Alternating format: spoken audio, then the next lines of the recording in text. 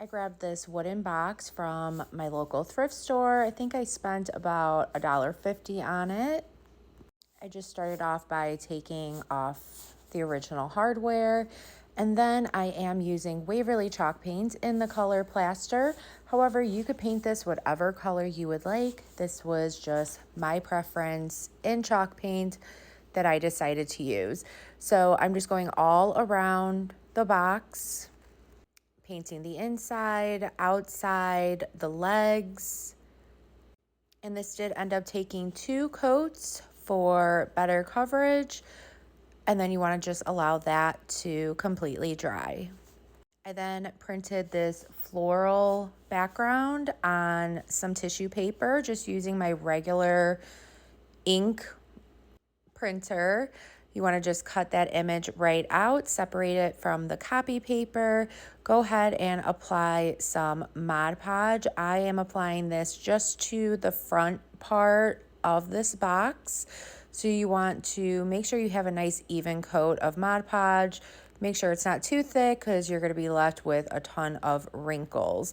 Let that completely dry and then use a sanding block just to sand some of that tissue paper off.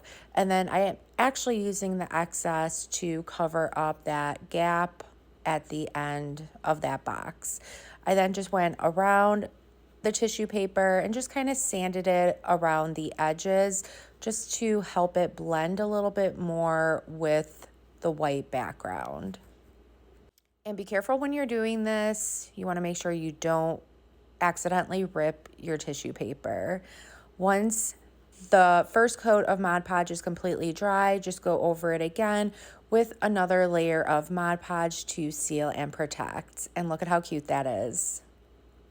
And this next step is also completely optional, but I always like to weather my projects. I know this isn't for everybody, but I personally really like it. So I'm just using some brown acrylic paint, just putting some on my paintbrush. You want to make sure you dab some of that excess off, and then just with some light brush strokes, just go all around the box. I mainly focused on just kind of like the corners and the edges. Let that dry, and then I'm just applying the same hardware that this box originally came with. And go ahead and add whatever you want inside of this. I ended up just putting in this mason jar, filled it up with some faux roses, placed a candle inside, and I thought this would be a great accent piece for inside of my bathroom by my tub. By the way, the last picture is so funny because you're going to realize how small this wooden box is compared to my gigantic tub. Do not judge, but I think this came out so cute. It looks great next to my tub. I hope it inspires you to create your own in your own special way. If it did, please be sure to sprinkle the love. Thank you so much, and I hope you all have a good rest of your day. Thanks. Bye.